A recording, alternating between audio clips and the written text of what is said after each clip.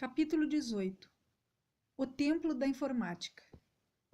O acontecimento ocorrido no asilo ganhou destaque não porque estivesse presente algum jornalista, mas porque um enfermeiro fotografou o evento e passou as informações para um jornal. Muitos outros tumultos e shows ocorreram depois que estivemos no asilo, dos quais destacarei apenas alguns. À medida que os dias passavam, o grupo se fortalecia cada vez mais. Construíamos laços fraternos, apesar das intrigas. Fazíamos agradáveis mesas redondas ao ar livre para discutir nossa história e a história social. Pelo menos uma vez por semana, o mestre convidava alguns anônimos, como pedreiros, pintores, escultores, frentistas de postos de gasolina, mecânicos, lixeiros, para irem à nossa ampla casa, sentar-se em caixotes de frutas e descortinar alguns capítulos da vida deles. Eles se sentiam maravilhados pelo convite. Nunca tivemos tanto prazer em ouvir as reais dificuldades, expectativas, sonhos, pesadelos, paixões, desilusões de seres humanos tão distantes e tão próximos. Era uma experiência sociológica única, um aprendizado mágico. A fama do mestre aumentava. Pouco a pouco, se tornara uma figura folclórica da cidade. Algumas pessoas de carro apontavam o dedo para o mestre e falavam umas para as outras. Não é o sujeito que parou o trânsito próximo ao edifício São Pablo? Não é o mesmo que fez tremer um asilo e agitou um velório? Do jeito que os normais gostam de espetáculos, daqui a pouco dirão que ele ressuscitou o morto. Um senhor de 60 anos de idade, de face angustiada e compenetrada, o reconheceu. Apressou os passos, nos alcançou e interrompeu nossa caminhada.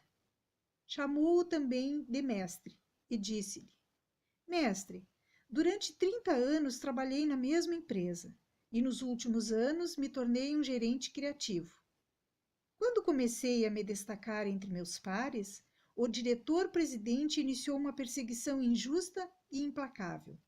Foram longos anos de humilhação, até que, por fim, me despediu. Dei o sangue para a empresa, mas fui descartado como copo plástico que se usa e depois se atira no lixo. Fiquei deprimido, me senti traído e sem coragem para começar tudo de novo numa nova empresa, até porque elas preferem jovens que se sujeitam a menores salários. Odeio dia e noite meu ex-diretor. O que faço? Os lábios do ex-gerente tremiam. Ele parecia procurar, no ápice da agonia, um pouco de alívio. O mestre olhou para nós e depois para ele e comentou: A inveja e a vingança são fenômenos exclusivos da espécie humana. Nenhuma outra espécie os tem. Ele teve inveja de você porque você tinha o que ele não possuía. Vingue-se dele. Fiquei confuso com suas palavras. Que homem é esse que sigo? Pensei. Não é ele o mestre da reconciliação? Bartolomeu gostou da atitude do mestre. Fazendo eco às suas palavras, comentou impetuosamente: É isso aí, olho por olho, pancada por pancada. Deu uma boa bolacha nesse sujeito. Dimas, sob a palavra do mestre, estufou o peito e reforçou a atitude de Bartolomeu. Se quiser um companheiro para resolver a parada, achou. E começou a fazer gestos de que era um ninja. Boquinha inspirou-se. Começou a soltar gritos e fazer gestos desengonçados, querendo mostrar que era um perito em artes marciais. Os dois, por incrível que pareça, esqueceram o ambiente e começaram a brincar como se estivessem lutando. Dimas, sem querer, deu-lhe um golpe na cabeça. Boquinha caiu duro como uma abóbora. Ficou atordoado. Socorremo-lo. Recuperando a consciência, ele falou para Dimas: Tá com raiva de mim? Bartolomeu começou a entender que pancada por pancada era um negócio perigoso. O sujeito, ao ver a estirpe, não sabia se chorava ou se ria. De qualquer forma, cresceu diante das palavras do vendedor de sonhos. Como vingar-me, mestre? Matando-o, respondeu sem titubear. Minhas pernas bambearam. Jamais pensei que ele dissesse isso. Ameacei cair fora. Meu coração começou a palpitar, destilando ódio. O homem desnudou a sua real intenção. É isso que estou indo fazer. Esse miserável não merece viver. Mas antes que saísse de cena, o mestre tocou nos fundamentos do seu ódio. A maior vingança contra um inimigo é perdoá-lo. Mate-o dentro de si. Como assim? Indagou surpreso o homem. Os fracos matam o corpo dos seus inimigos. Os fortes matam o significado deles dentro de si. Os que matam o corpo são assassinos. Os que matam o que eles representam são sábios. O homem desfaleceu. Começou a ter vertigem. Tivemos que segurá-lo e recostá-lo na parede mais próxima. O mestre aproximou-se dele novamente, olhou bem nos seus olhos e completou. Vingue-se dele, resgatando sua tranquilidade e brilhando ainda mais no próximo emprego. Caso contrário, ele o assombrará pelo resto de sua vida. O homem ficou paralisado por alguns segundos. Depois se recompôs e percebeu que não poderia se comportar como vítima, como coitado que infla sua ira. Deveria reagir, só que de outro modo. Abraçou o mestre longamente, como um filho abraça o pai, embora fosse bem mais velho, e partiu por um caminho diferente daquele que traçara. De repente, vi um volume debaixo da sua camisa. Era um revólver. Fiquei embasbacado. O sujeito realmente estava prestes a cometer um assassinato. Somente então entendi a atitude chocante do mestre. Nenhum conselho vazio dissuadiria aquele homem, como nada me faria desistir da vida. O mestre não anulara seu desejo de vingança, apenas o redirecionara. Que técnica terapêutica é essa? Indaguei. Dias depois estava ocorrendo a CSM, Consumer Electronic Show, a maior feira de eletrônica de consumo do mundo, na parte mais rica da grande megalópole, na Avenida 12 de Julho. Havia mais de 2.500 empresas participantes e esperava-se receber 140 mil visitantes de mais de 130 países. Sob um estado de euforia, os visitantes, tanto consumidores finais como donos de distribuidoras e de lojas de informática, atestavam a robustez de uma indústria que, mesmo em tempo de crise econômica, tinha um crescimento ininterrupto. O mestre direcionou a face para o mega evento. Queria estar presente no templo da informática. Não entendíamos seu desejo de conhecer tais máquinas, pois nos parecia que nunca operara um computador. Sem dar nenhuma explicação, disse apenas: vamos até a feira. Nós o seguíamos, ressabiados. O evento era muito requintado para a gente da nossa laia. Afinal de contas, éramos um bando de descabelados, usando camisas rasgadas e jeans escarçados, com alguns remendos. Não participávamos de nenhuma empresa e nem muito menos tínhamos convites. Parecíamos teletransportados da zona rural do início do século XX para o apogeu de nosso século XXI. Não dava nem para fingir que fôssemos da equipe da limpeza ou dos carregadores braçais. Bartolomeu, tentando descontrair-nos, disse mais uma vez sua famosa frase: gente, vamos fingir que somos normais. Imediatamente melhoramos a postura, tentamos arrumar o cabelo e firmar nosso andar desleixado. Ao se aproximar do local, Dimas colocou a mão direita sobre o ombro esquerdo de Salomão e começou a andar abraçado com ele. Em seguida, começou a apoiar seu pescoço para que se movimentasse menos. Escapando-se dele, Salomão brincou, dizendo: sai para lá, mãozinha leve. Aqui tem macho. Já estava enturmado. Mãozinha leve, não. Mão de anjo ou mão santa, afirmou Dimas. Bartolomeu emendou: mão do demo. Dimas não gostou da brincadeira. Bartolomeu olhou para o céu e, para acalmá-lo, acrescentou: antigamente, Dimas, há muitas horas atrás, e saiu apressado com receio de receber um safanão. A turma era impossível, mas nosso bom humor começou a esfriar logo que colocamos os pés no espaço da feira. Percebendo que estávamos apreensivos diante de tanta pompa, o mestre falou-nos: a rejeição ainda os amedronta? Os ambientes tensos ainda os ameaçam? Não aprenderam que uma pessoa pode ferir seu corpo, mas jamais poderá ferir sua emoção, a não ser que você permita? Suas palavras colocaram mais combustível em nossa ansiedade. Sentimos que o ambiente poderia ser instável, sujeito a chuvas e trovoadas. Ficamos intimidados com o hall de entrada. Um belíssimo pátio, com uma fonte multicolorida de água, dezenas de vasos com rosas, hibiscos, margaridas, tulipas enfeitavam o ambiente. Painéis e mais painéis luminosos de propagandas dos principais participantes da feira reluziam na entrada. Um tapete vermelho introduzia os visitantes até a grande feira. Para entrar no evento, além de apresentar convite e identificação, os participantes deveriam ser escaneados por um raio-x, e seus pertences também deveriam passar por outra sofisticada máquina detectora de metais. Era um mundo inseguro. A palavra valia muito pouco no hospício global. De repente, percebi que eu, o intelectual da turma, era o mais inseguro. Fiquei atrás de todos. O mestre, na realidade, não queria entrar dentro da feira. Queria ficar no hall de entrada, observando as pessoas.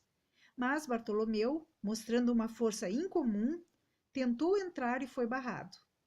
Logo vieram 2 seguranças ao seu encontro. Um deles pediu-lhe para abrir os braços e com um aparelho começou a tocá-lo em todas as partes do corpo. Quando começou a tocar suas partes íntimas, ele reagiu. Calma, meu irmão, aí não. Fomos ao seu encontro. O mestre tentou acalmá-lo e pediu que ficássemos do lado de fora. Outros seguranças se aproximaram. Deram uma longa olhada na paisagem do grupo e começaram a pedir convites. Como não tínhamos, começaram a nos escanear com seus aparelhos e a nos revistar, como fizeram com Bartolomeu. Salomão tinha cócegas, não se permitia ser vistoriado. Os seguranças ficaram irritados. Começamos a ser expulsos do lugar, que sabidamente era público. Um deles reconheceu o mão de anjo de outros ares. Subitamente o empurrou e disse: Cai fora, malandro! Num momento de recaída, ele furtou a carteira do segurança, que lhe dera um safanão. Mas, ao ir ao chão, caiu em si. Levantou-se e devolveu a carteira dele. O mestre gostou, mas os seguranças ficaram mais desconfiados ainda. Edson ficou irado. Percebi que, se tivesse poder sobrenatural, teria feito uma oração para fazer descer fogo do céu e consumir os que nos maltratavam. O mestre revelava uma calma inquietante. Parecia que tinha preparado toda essa situação. Além de nos enxotar, os seguranças começaram a zombar de nós. Um deles disse: Será que não é o grupo de palhaços contratado para animar a feira? E davam risadas. De fato, parecíamos sair de um filme de humor ou de terror. Outro segurança deu um empurrão no mestre que quase caiu. Ele se recompôs e disse: Por que me agride se não o agredi? O que fiz para alimentar sua violência? Um deles confirmou o que os seguranças pensavam. Caiam fora, seu bando de golpistas. Subitamente, soltei algo que nunca imaginaria falar. Como eu gostaria de ser milionário para enfiar o pé na bunda desses miseráveis. Quando percebi, já tinha falado. Pela primeira vez, eu, um socialista convicto, expressei que amava o dinheiro. O poder do dinheiro me seduzia sutilmente, mas nunca o confessei, nem para mim mesmo. Amava carros de luxo, cruzeiros e casas de veraneio. Era um amor secreto.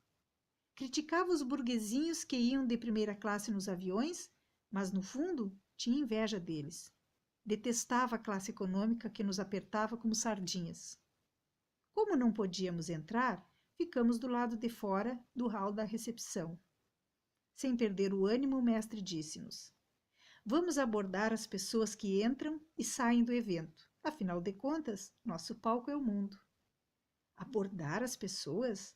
Mas pensei que tivéssemos vindo ao evento para ver computadores, pensei comigo. Mão de Anjo, que gostava de fazer suas malandragens discretas, verbalizou baixinho para o grupo.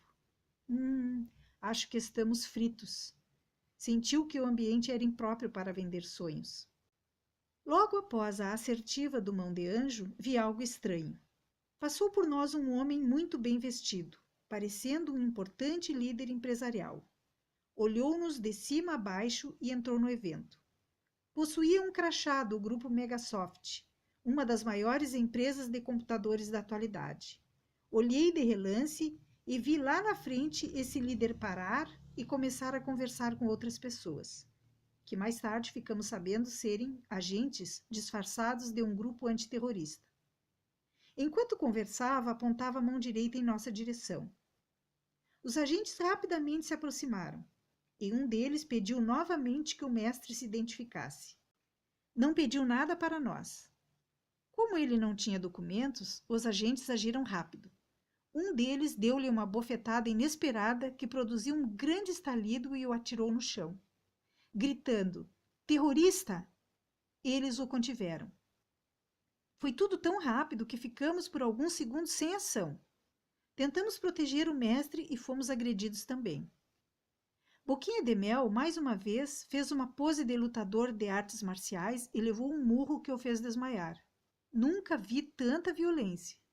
Sociologicamente falando, em terra de cegos, quem tem um olho não é rei, é alvo de espancamento. Mal meus olhos começavam a ser abertos por um estranho, eu percebia que em alguns momentos era mais seguro ser cego. No tumulto, um dos agentes sacou a arma, disposto a atirar no mestre. Se não fosse por 3 policiais que passavam de carro e pararam para verificar o porquê da aglomeração, talvez ele tivesse sido morto. Observando fixamente o suposto terrorista, um dos policiais, também de arma em punho, gritou para os agentes: "Parem! Eu sou o chefe da polícia desse distrito." Os agentes se arrefeceram. Em seguida ele afirmou: "Conheço esse homem, ele não é um terrorista." O líder dos agentes, esbravejando, disse: "Esse homem não porta documentos. Quem ele é?" E titubeando, sem conseguir dar resposta plausível, comentou: "Bom, ele é um vendedor ambulante." Para desbaratar os agentes, o chefe da polícia os ameaçou: "Se não o deixarem em paz, vou abrir um inquérito pela violência de vocês." O policial que protegera o mestre era o mesmo que estava presente no topo do edifício São Pablo. O vendedor de sonhos tornara-se inesquecível para ele. Tinha-lhe tirado o sono por algumas noites ao comentar a relação dele com o filho. O policial acompanhava seus passos pelos jornais. Fiquei feliz da vida. Comecei a dar crédito à polícia. Apesar de estar sangrando, o mestre colocou um pano quente na situação. "São bons homens, houve um engano." Nisso Bartolomeu acordou e perguntou: "Onde estou?" Recordando que fora nocauteado e percebendo que a situação já estava controlada, resolveu mais uma vez mostrar sua coragem. "Tô ficando nervoso. Sou faixa preta de judô, karatê, capoeira e outros bichos mais. Me segurem que a coisa vai ficar feia." Em vez de segurá-lo, nós o soltamos. Boquinha de Mel se levantou num salto e, vendo que os agentes o encaravam, novamente lhes disse: "Agora já estou calmo." Os agentes se foram. Segundos depois, o chefe da polícia também se foi. Mas antes de partir, agradeceu ao mestre pelas poucas frases que dirigira a ele quando o conhecera. "Meu filho gostaria de conhecê-lo. Um dia, diga a ele para ter muitos sonhos e lutar por eles." Meus colegas mexeram os ombros, tentando perguntar a mim o que significava aquilo.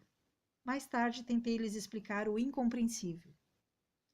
O olho direito do mestre estava edemaciado, e do canto esquerdo dos lábios escorria sangue.